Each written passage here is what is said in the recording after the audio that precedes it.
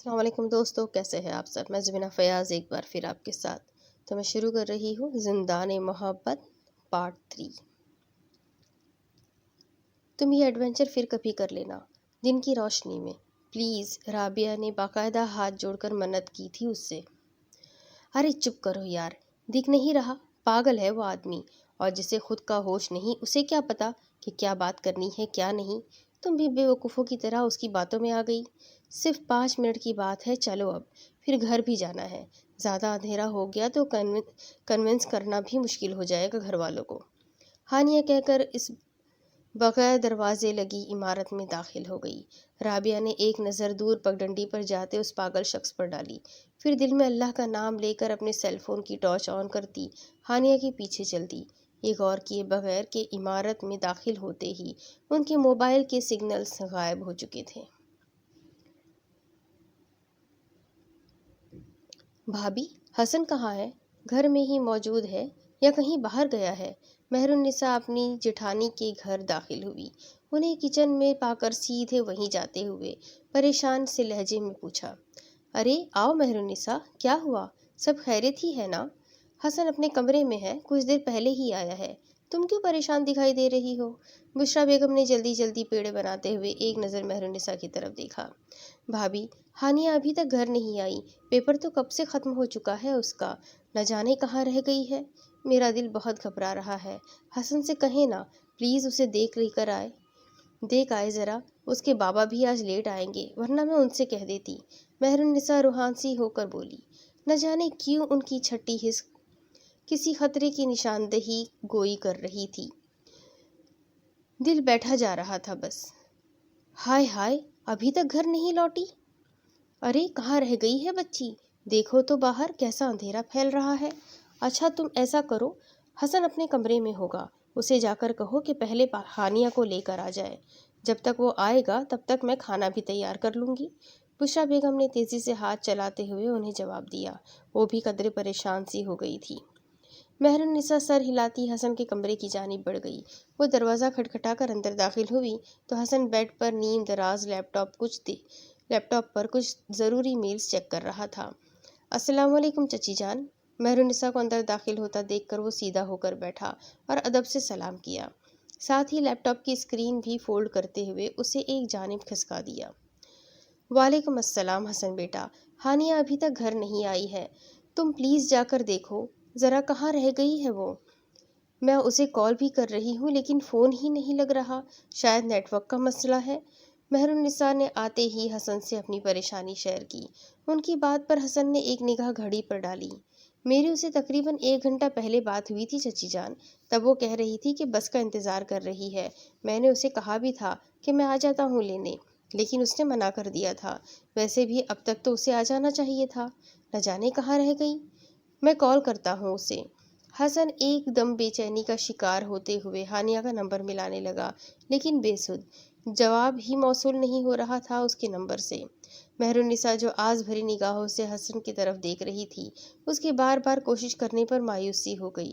حسن نے ان کے پریشان چہرے کو دیکھا تو فوراً فون چھوڑ کر ان کی طرف متوجہ ہوا۔ آپ پریشان مت ہو چچی جان، میں جاتا ہوں، راستے میں ہی ہوگی کہیں، میں خود لے کر آتا ہوں اسے۔ انہیں تسلی دیتا ہوا وہ خود پریشان سا فون جیب میں اڑستا بائک کی چابی لے کر باہر نکل گیا۔ وہ دونوں احتیاط سے پھونک پھونک کر قدم رکھتی آگے بڑھ رہی تھی۔ اس عمارت کی اندرونی حالت باہر سے کہیں زیادہ خستہ تھی۔ ہر طرف جالے لگے تھے اور اس پر یہ دھول مٹی کھاس کھاس کر برا حال ہو رہا تھا ان کا۔ لیکن ہانیہ کی ضد تھی کہ تھمنے کا نام ہی نہ لے رہی تھی۔ وہ دوپٹے کا پلو ناک پر رکھے ٹارچ کی روشنی میں آگے بڑھتی چلی جا رہی تھی، ساتھ ساتھ مختلف کمروں کا جائزہ لیتی جا رہی تھی۔ عمارت کے اندر گھپ اندھیرا چھایا ہوا تھا اور ایسے میں ٹارچ کی ذرا سی روشنی بھی خوفناکی کو بڑھا رہی تھی۔ عمارت کے اندر فرنیچر موجود تھا جو اب مٹی کی طرح بھربھرا ہوتا اپنی بے قدری کو رو رہا تھا۔ دیواروں پر مختلف پینٹنگز آویزاں تھیں جن پر پڑی دھول ان کی اصل شکل کو بھی دھندلا کر چکی تھی۔ یوں ہی ادھر ادھر ٹارچ کی روشنی گھماتے ہوئے رابعہ ایک دم ٹھٹکی۔ اس کی سیل فون کی روشنی ایک دیوار پر پڑی تھی جہاں ایک بڑی سی پینٹنگ آویزاں تھی۔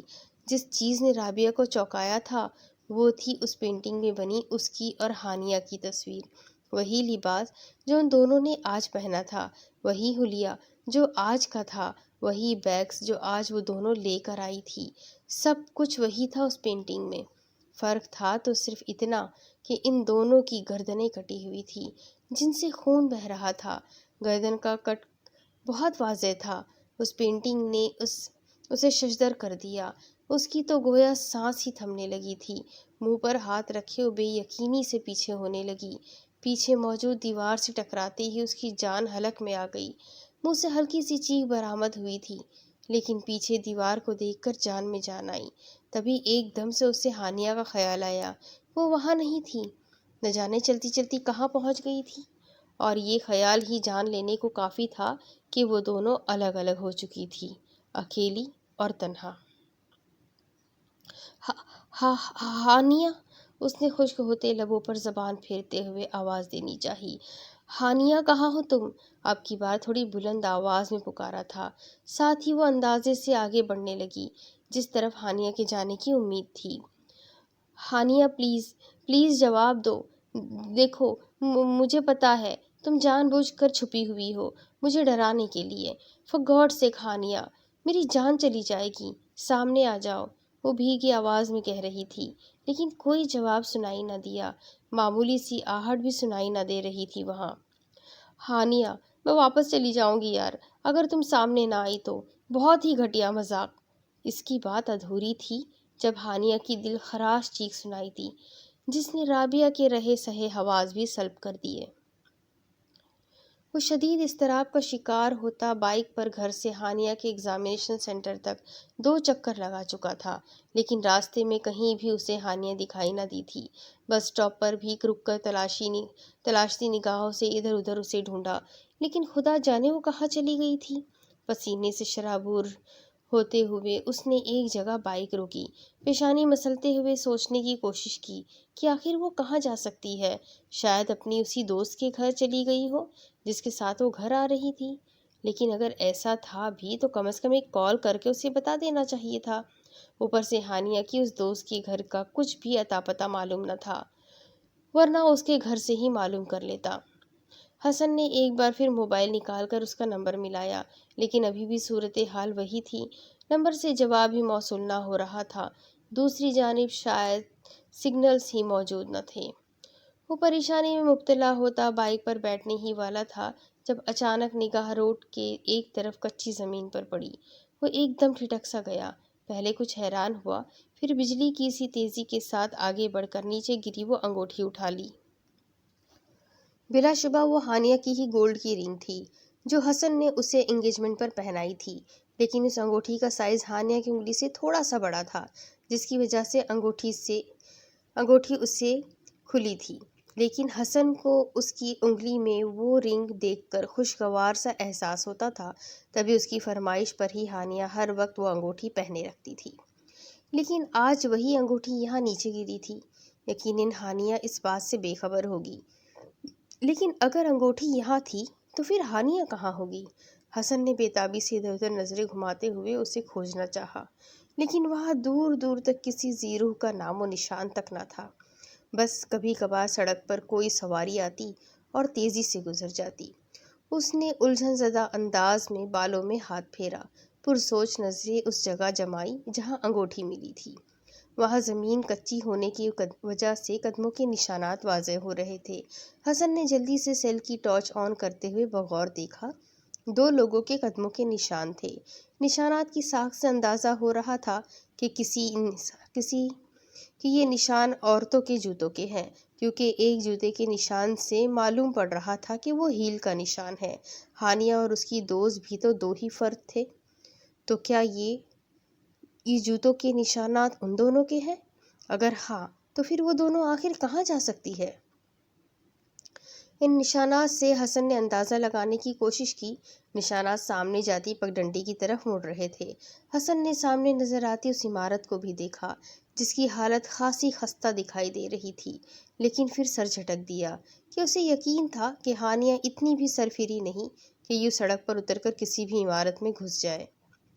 وہ اسی کشمکش میں مبتلا تھا جب اس کا فون بجنے لگا۔ اسکرین کو دیکھا تو گھر سے کال آ رہی تھی۔ پہلے بھی کئی بار وہ لوگ فون کر چکے تھے، لیکن حسن انہیں یہ بتا کر پریشان نہیں کرنا چاہتا تھا کہ ہانیہ کا ابھی تک کچھ پتہ نہیں چلا، تبھی کال ہی ریسیو نہیں کر رہا تھا۔ لیکن اب انہیں بتانا ناگزیر ہو چکا تھا۔ گہری سانس بھرتے ہوئے اس نے کال ریسیو کی۔ ہاں اماں، دوسری جانب سے ہیلو کہنے پر مخاطب ہوا۔ لہجے میں مایوسی سی تھی۔ حسن پتر، ہانیہ کا کچھ پتہ چلا؟ کہاں ہے وہ؟ مل گئی ہے نا تجھے؟ تو ابھی تک گھر کیوں نہیں آیا اسے لے کر؟ بشریٰ بیگم نے ایک ہی سانس میں سارے سوال پوچھ ڈالے۔ حسن لب کاٹ کر رہ گیا۔ سچ بتا کر انہیں پریشان نہیں کرنا چاہتا تھا اور جھوٹ اب وہ بول نہیں سکتا تھا۔ چند لمحوں کے لیے وہ بالکل خاموش سا ہو گیا۔ حسن، بولتا کیوں نہیں ہے؟ کچھ پوچھ رہی ہوں میں تجھ سے۔ بشریٰ بیگم بھی اس کی خاموشی پر پریشان سی ہو گئی۔ شاید مہرالنساء بھی ہے وہیں پر، ان کے قریب ہی تھی، تبھی ان کی ہلکی ہلکی ہچکیوں کی آواز سنائی دے رہی تھی۔ اماں، ہانیہ نہیں ملی ابھی تک، راستے میں کہیں بھی نظر نہیں آئی وہ مجھے۔ میں ڈھونڈ رہا ہوں اسے، اندھیرا ابھی بڑھتا جا رہا ہے، دیکھتا ہوں اگر نہ ملی تو پھر پولیس میں رپورٹ درج کروانی پڑے گی۔ آپ پریشان مت ہو، چچی جان کو بھی تسلی دے۔ آخری بات ابھی اس کے منہ میں ہی تھی جب اسے لگا جیسے کسی کی چیخ سنائی دی ہو۔ وہ تڑپ کر مڑا، فون کان سے ہٹا کر سامنے دور کھڑی اس بلند عمارت کو دیکھا۔ ہوا کا رخ حسن کی جانب ہی تھا، شاید تبھی اسے چیخ کی بازگشت سنائی دے گئی تھی۔ نہ جانے اس کا وہم تھا یہ، یا سچ میں کوئی چیخا تھا، لیکن اس زنانہ چیخ میں درد کی شدت واضح تھی۔ وہ اب بغیر کچھ سوچے سمجھے فون بند کرتا ان اونچی نیچی پگڈنڈیوں میں بھاگ رہا تھا۔ چند دن پہلے ہانیہ کی بیان کی گئی خواہش اس کے ذہن میں گونج رہی تھی۔ اگر وہ پاگل لڑکی اسی خواہش کی تکمیل کی غرض سے اس عمارت کی طرف آئی تھی تو یقیناً بہت غلط کر چکی تھی وہ۔ پھولے ہوئے سانس کے ساتھ وہ یہی دعا کر رہا تھا کہ ہانیہ بس ٹھیک ہو، خیریت سے ہو، اسے کسی قسم کی کوئی تکلیف نہ پہنچی ہو۔ ہانیہ کی چیخ سن کر رابعہ کے قدموں تلے سے زمین کھسک گئی۔ لاکھ ڈرپوک ہونے کے باوجود اس وقت اس کے سر پر صرف ہانیہ کی فکر سوار تھی۔ خود اپنے دل کا خوف بھلائے وہ اس گھپ اندھیرے میں ادھر ادھر دیواروں سے ٹکراتی ہانیہ کو ڈھونڈنے کی کوشش کر رہی تھی۔ ہانیہ، ہانیہ، حلق سے الفاظ نہیں نکل رہے تھے، لیکن وہ اپنی پوری ہمت مجتمع کرتی چلا چلا کر اسے پکار رہی تھی۔ دوسری جانب سے کوئی جواب نہ آ رہا تھا۔ اس ایک چیخ کے بعد اب بدستور خاموشی چھائی تھی۔ تیزی سے آگے بڑھتے ہوئے اچانک رابعہ رکی۔ اس کے سیل فون کی ٹارچ کی روشنی دائیں جانب بنے کمرے کے سامنے کی دیوار پر پڑ رہی تھی، جہاں اسے کسی وجود کا گمان ہوا۔ خشک لبوں پر زبان پھیرتے ہوئے اس نے 2 قدم آگے بڑھ کر بغور دیکھنے کی کوشش کی۔ بلا شبہ وہ ہانیہ ہی تھی، جو دیوار سے ٹیک لگائے سر گھٹنوں میں دیے گٹری سی بنی ہوئی بیٹھی تھی۔ ہانیہ، رابعہ نے ڈرتے ڈرتے ہلکی سی آواز میں پکارا، لیکن ہانیہ نے سر نہیں اٹھایا، جواب بھی نہیں دیا۔ رابعہ کو لگا شاید اس نے سنا نہیں۔ ہانیہ، کیا ہوا؟ تم ٹھیک ہو نا؟ مزید چند قدم آگے بڑھتے ہوئے اس نے پھر سے اسے پکارا۔ ٹارچ کو ہانیہ کے وجود پر ہی فوکس کر رکھا تھا، نظریں بھی اسی پر جمی تھیں جو سر ہی نہ اٹھا رہی تھی۔ ہانیہ، کچھ تو بولو پلیز، کیا ہوا ہے تمہیں؟ وہ روحان سی ہو گئی۔ اب اس کے اور ہانیہ کے درمیان 3 سے 4 قدموں کا فاصلہ تھا بس۔ ہانیہ، وہ کچھ بولنے ہی والی تھی جب ہانیہ نے ایک دم سر گھٹنوں سے اٹھایا اور رابعہ کے الفاظ اس کے منہ میں ہی رہ گئے۔ لبوں سے بے ساختہ چیخ برآمد ہوئی تھی۔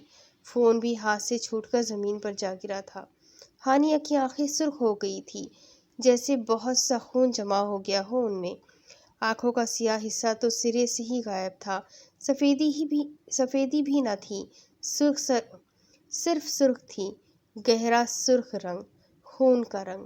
رابعہ نے منہ پر ہاتھ رکھتے ہوئے مڑ کر بھاگنا چاہا، لیکن تبھی اسے محسوس ہوا جیسے اس کی گردن کسی کی سخت گرفت میں آ چکی ہے۔ اوندھے منہ موبائل کی ہلکی سی روشنی میں اسے ہانیہ نظر آئی تھی، اپنے قریب جس کے ہاتھ رابعہ کی گردن پر تھے۔ اس کے چہرے پر وحشت اور جنون تھا، جبکہ چہرے پر عجیب سی مسکراہٹ، اور اس کی گرفت اتنی سخت تھی کہ رابعہ کو اپنی گردن کی ہڈیاں ٹوٹتی ہوئی محسوس ہو رہی تھی۔ یہ گرفت دھان پان سی ہانیہ کی تو ہرگز نہیں ہو سکتی تھی۔ تو کیا اس کے اندیشے درست ثابت ہوئے تھے؟ ہانیہ پر واقعی کوئی سایہ ہو گیا تھا؟ اس سے آگے وہ سوچ ہی نہ پائی تھی۔ سانس اکھڑنے لگا تھا۔ اسے اپنے سامنے اپنی موت دکھائی دے رہی تھی۔ حلق سے ایک لفظ تک برآمد نہ ہو رہا تھا۔ چہرہ تکلیف کی شدت سے سفید پڑ چکا تھا۔ وہ جو خود کو چھڑانے کی کوشش کر رہی تھی، اب اس کے ہاتھ بھی ڈھیلے پڑنے لگے تھے۔ رابعہ اپنے ہوش کھونے ہی والی تھی جب ایک دم ہانیہ کی گرفت ڈھیلی ہوئی، جیسے وہ ایک دم چونکی ہو۔ باہر سے کسی کی آواز سنائی دے رہی تھی۔ کوئی مرد مسلسل ہانیہ کو پکار رہا تھا، اور شاید اسی آواز نے ہانیہ کو رابعہ کی گردن چھوڑنے پر مجبور کر دیا تھا۔ گردن آزاد ہوتے ہی رابعہ کھانسنے لگی۔ عمارت میں کسی کے بھاگنے کی آہٹ سنائی دے رہی تھی۔ رابعہ کھانستے کھانستے سیدھی ہوئی تو ہانیہ کو خوخار نظروں سے اپنی جانب دیکھتا پایا۔ اسے ہانیہ کے ارادے ایک بار پھر خطرناک لگ رہے تھے۔ ایک لمحے میں فیصلہ کرتی ہوئی مڑی اور اپنے وجود کی ساری ہمت جمع کرتے باہر کو بھاگی۔ ہانیہ بھی اس کے پیچھے لپکی۔ Help help please somebody help, Rabia زاروں قطار روتے ہوئے چلا رہی تھی۔ حسن جو کچھ ہی فاصلے پر ادھر ادھر انہیں تلاش رہا تھا، ہیلپ ہیلپ کی گردان سن کر رک گیا۔ سامنے سے اسے کوئی وجود بھاگ کر اپنی جانب آتا دکھائی دیا۔ رابعہ جو جان بچانے کو اندھا دھند بھاگ رہی تھی، حسن سے زور سے ٹکرائی۔ ایک پل کو اسے لگا وہ پھر ہانیہ کی گرفت میں آ چکی ہے، تبھی پھر سے چیخ اٹھی۔ ہے ریلیکس ہو جائے پلیز۔ کیا ہوا ہے؟ آپ یقیناً رابعہ ہے، ہانیہ کی فرینڈ۔ ہانیہ کدھر ہے؟ دیکھیں، ڈرے نہیں، میں حسن ہوں، ہانیہ کا فیانسے۔ حسن نے ہانیہ کے سیل فون میں ایک دو بار رابعہ کی تصاویر بھی دیکھی تھی، تبھی وہ اسے فوراً پہچان گیا۔ اس کی ٹوٹی بکھری حالت دیکھ کر وہ ہانیہ کی تشویش میں مبتلا ہو گیا۔ دوسری جانب اپنے سامنے ایک مضبوط توانا مرد کو کھڑا دیکھ کر رابعہ کی جان میں جان آئی۔ آنسو مسلسل بہہ رہے تھے اس کے۔ آج کا دن اس کی زندگی کا بدترین دن تھا۔ وہ ہانیہ کو پتہ نہیں کیا ہو گیا ہے، اس نے میری جان لینے کی کوشش کی ہے، ہچکیوں سے روتے ہوئے رابعہ نے اٹک اٹک کر حسن کو بتایا۔ حسن نے پریشانی سے رابعہ کو دیکھا، پھر سامنے نظر دوڑائی جہاں سے رابعہ بھاگتی ہوئی آئی تھی۔ آپ چلیں میرے ساتھ، کہاں ہے ہانیہ، بتائیں مجھے۔ وہ اسے ہمت دلاتا ہوا آگے بڑھنے لگا۔ مجھے نہیں جانا، آپ بھی مت جائیں پلیز۔ اس نے حسن کو روکنے کی کوشش کی تھی کہ ہانیہ کی حالت وہ دیکھ چکی تھی۔ حسن دیکھیں مس رابعہ، آپ یہاں اکیلی رہے گی تو زیادہ خوف محسوس ہوگا آپ کو، بہتر ہے میرے ساتھ رہے۔ ہانیہ کو تنہا تو نہیں چھوڑ سکتے نا ہم، گھر میں سب بہت پریشان ہیں، مجھے اس کو اپنے ساتھ گھر لے کر جانا ہے، حسن نے نرم لہجہ اختیار کرتے ہوئے اسے سمجھانا چاہا۔ رابعہ کچھ حد تک بات سمجھ چکی تھی، تبھی ہمت کرتی حسن کو لیے اس کمرے کی جانب بڑھ گئی جہاں ہانیہ تھی۔ دونوں بغیر آہٹ پیدا کیے اس کمرے کی جانب بڑھ رہے تھے، دلوں میں خوف لیے کہ نہ جانے کیا ہونے والا تھا۔ رابعہ کے اشارہ کرنے پر حسن نے ہانیہ کو آواز دیے بغیر کمرے میں ٹارچ کی روشنی ادھر ادھر گھمائی۔ سامنے زمین پر کوئی وجود لیٹا ہوا نظر آ رہا تھا۔ وہ چوکنا سا آگے بڑھا، اس سے چند قدموں کے فاصلے پر رک کر غور سے اس کی جانب دیکھا۔ روشنی چہرے پر پڑنے کے باوجود وہ کسمسائی نہ تھی، شاید بے ہوش ہو گئی تھی۔ ہانیہ، حسن نے محتاط انداز میں اسے پکارا، جبکہ دروازے میں کھڑی رابعہ منہ پر ہاتھ رکھے ہچکیوں کو کنٹرول کرنے کی کوشش کر رہی تھی۔ حسن کو جب اندازہ ہوا کہ وہ واقعی ہوش میں نہیں ہے تو اس نے رابعہ کو آگے آنے کا اشارہ کیا، اپنا سیل اسے تھمایا اور آگے بڑھ کر ہانیہ کے گال تھپتھپائے۔ ہانیہ، اس کی نبض چیک کی، سانسیں چل رہی تھی۔ چند لمحے کچھ سوچنے کے بعد حسن نے آگے بڑھ کر اسے اپنے بازو میں اٹھا لیا اور رابعہ کو اپنے ساتھ آنے کا اشارہ کرتا ہوا کمرے سے باہر نکل گیا۔ رابعہ نے بھی جلدی سے ایک جانب گرا ہانیہ کا بیگ، اس کا موبائل اور اپنا موبائل اٹھایا اور مڑ کر پیچھے دیکھے بغیر تیزی سے حسن کے ساتھ باہر نکل گئی۔ وہ ہانیہ کو بازوؤں میں اٹھائے تیز قدموں سے عمارت سے نکل رہا تھا۔ انہیں جلد سے جلد اس خوفناک عمارت سے دور ہونا تھا۔ رابعہ بھی ہر ممکن کوشش کر رہی تھی اس کے قدم سے قدم ملانے کی۔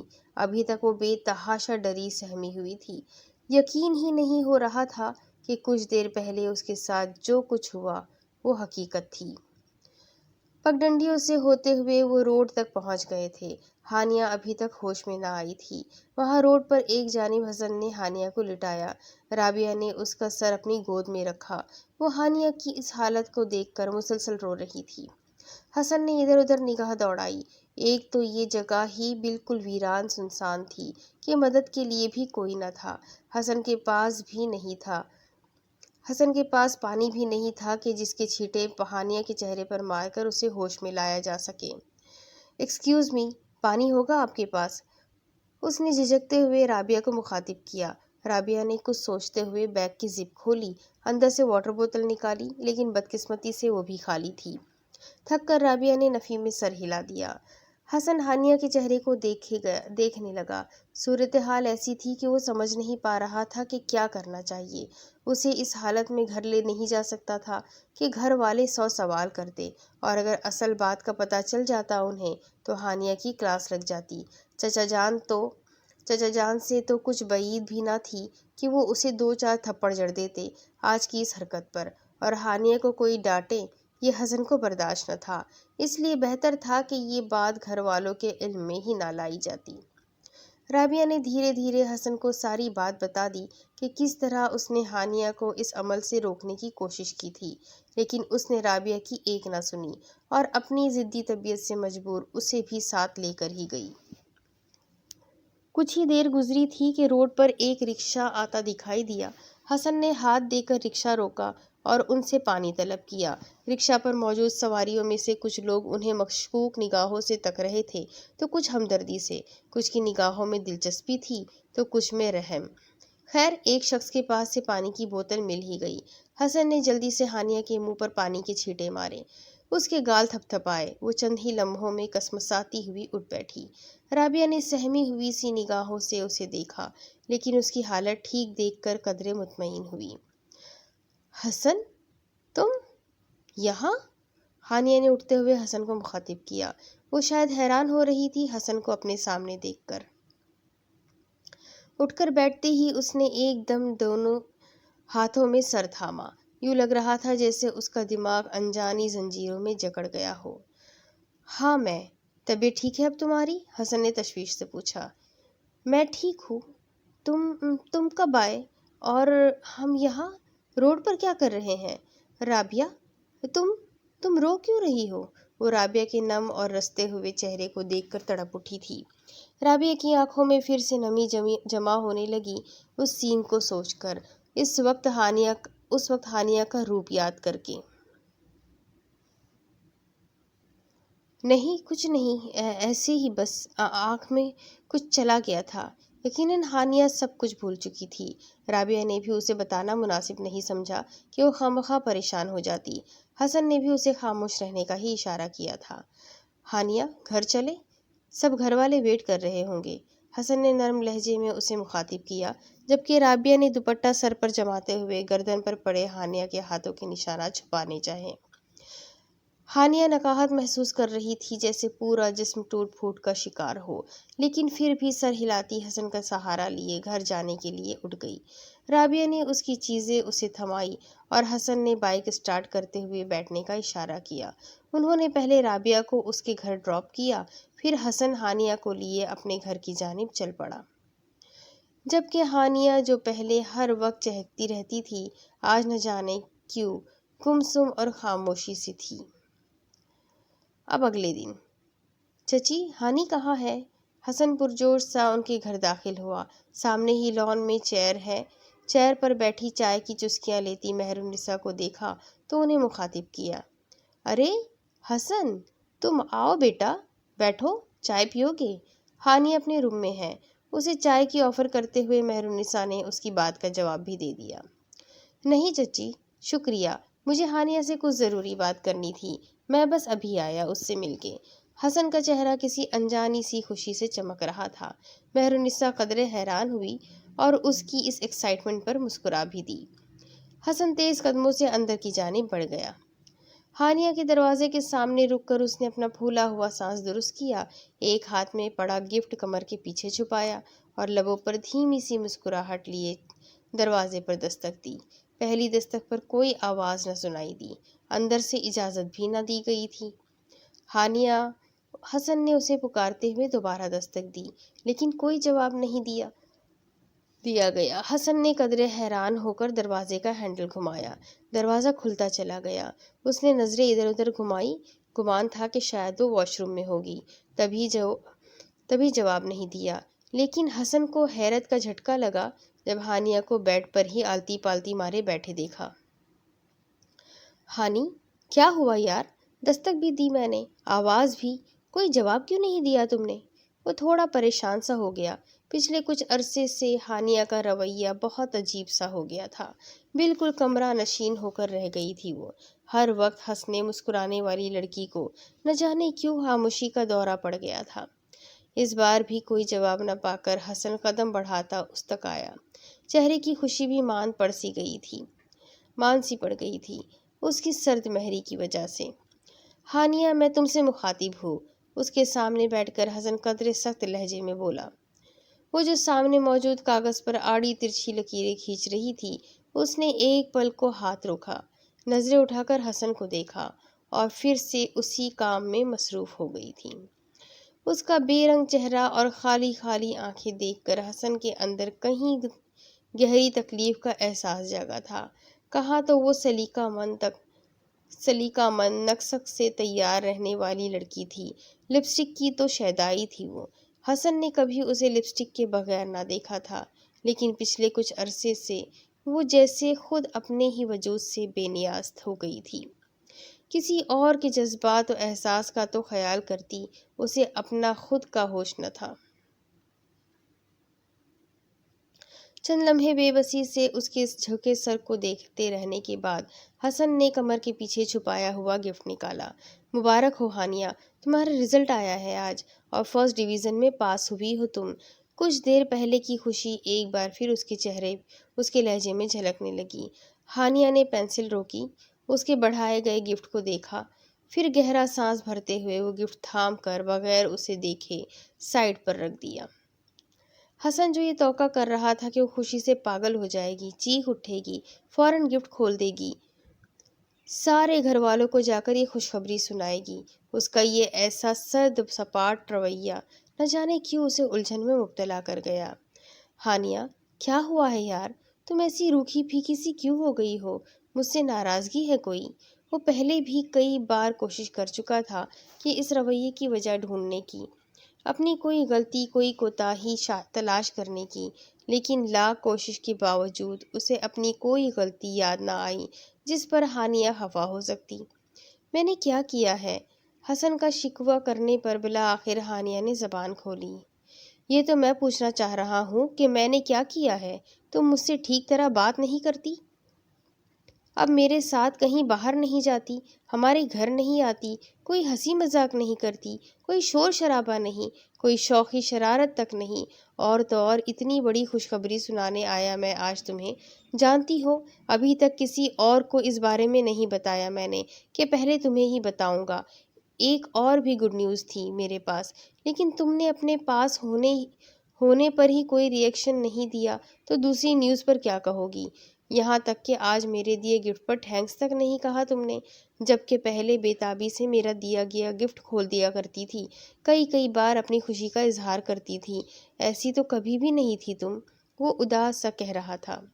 تھینکس، اس نے سپاٹ لہجے میں فقط ایک لفظ کہا، گفٹ کو کھولنے کی زحمت ابھی بھی نہیں کی تھی۔ یار مسئلہ کیا ہے تمہارے ساتھ؟ آخر کس خطا کی سزا دے رہی ہو مجھے؟ کوئی وجہ تو بتاؤ یوں منہ بنانے کی۔ اگر تم اس دن ریسٹورنٹ والی بات سے خفا ہو تو ٹھیک ہے، لے جاؤں گا تمہیں رات کے وقت کسی قبرستان یا پرانی حویلی میں، سہ لوں گا سب کی لعن تان، سب کی ڈانٹ بھی سن لوں گا، لیکن خدا را ابھی ناراضگی ختم کر دو۔ تم جانتی ہو تمہاری خاموشی مجھ پر گرا گزرتی ہے، تم ناراض ہوتی ہو تو میری جان پر بنی رہتی ہے تم سے۔ وہ جھنجھلائے ہوئے سے انداز میں کہے جا رہا تھا۔ یہ دیکھے بغیر کہ قبرستان اور پرانی حویلی کے نام پر وہ خوف سے سفید پڑنے لگی تھی، آنکھوں میں وحشت کا جہاں آباد ہو گیا تھا۔